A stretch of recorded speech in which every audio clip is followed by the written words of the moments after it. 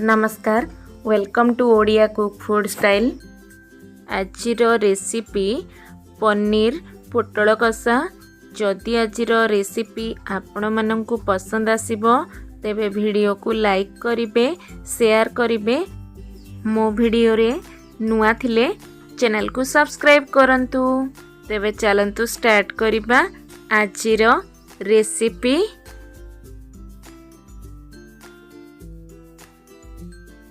पनीर पोटल कषा पाई ए सबु सामग्री दरकार। पोटल 250 ग्राम। पोटल को मझिरु 2 फाड़ करि नै जाय। 2टा मीडियम साइज आलू और पोटल को भल भाबे धोई नै जे। 150 ग्राम पनीर। मसाला पाई अछि गोटे बड़ साइज रो पियाज को काटि नै जे। गोटे मीडियम साइज टमाटो। 2 बड़ चामच अदा रसुण पेस्ट। पोटल आलू और पनीर को छाणी नबा। प्रथमे पोटल को छाणीबा। डिश गरम हो गलानी। एबे दबा 6 रु 7 बड़ चामच रिफाइन ऑयल। तेल गरम हो गला। एबे पोटल ऐड करिबा।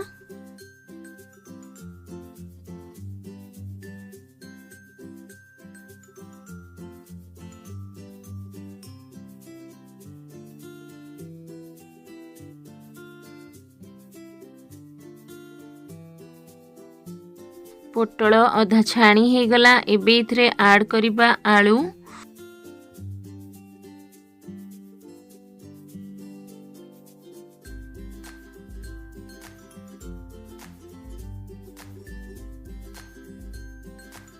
पोटल आलू छाणी हो गला। काढ़ी नबा गोटे प्लेट को।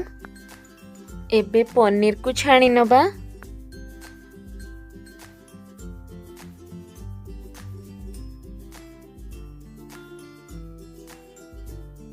पनीर हल्का छाणी हो गला। एबे काढ़ी नबा गोटे प्लेट को। पनीर को बेसी छाणीबानी बस एतिकी ही छाणीबा। सेई तेल रे एबे दबा गोटे चामच जीरा। जीरा फुटी गला। एबे ऐड करिबा काटी के रखितिबा पियाज।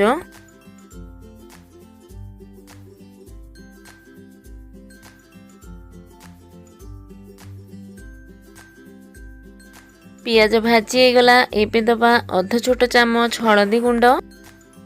गोटे छोट चामच काश्मीर रेड चिली पाउडर। एबे ऐड करिबा बाटिकी रखिथिबा मसाला। से सेम गिना रे अल्प टिके पानी ऐड करिबा। गोटे छोट चामच मीट मसाला। गोटे चामच होममेड गरम मसाला।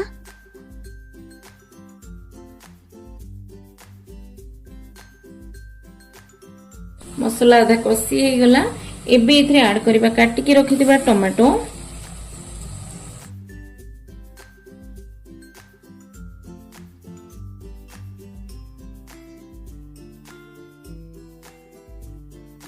मसाला कषी हो गला। एबे दबा छाणी के रखिथिबा पोटल आलू। एबे इथरे ऐड करिबा स्वाद अनुसार लूण।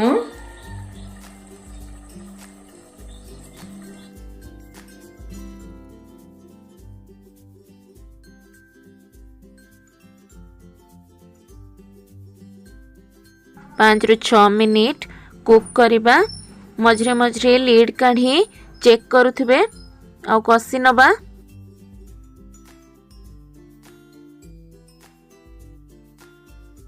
आलू पोटल मसाला सह कसी गला। एबे इथरे ऐड करिबा गोटे ग्लास पानी। 5 रु 6 मिनिट पई फुटीबा को दबा। गैस रो फ्लेम मीडियम रखिबा।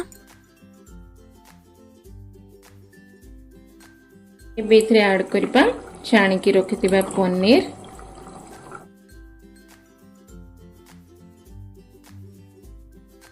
आउ 2 रु 3 मिनिट कुक करी रेडी हो गला। गैस एबे ऑफ करि नबा। 5 मिनिट पई एठी ही ठंडा करिबा।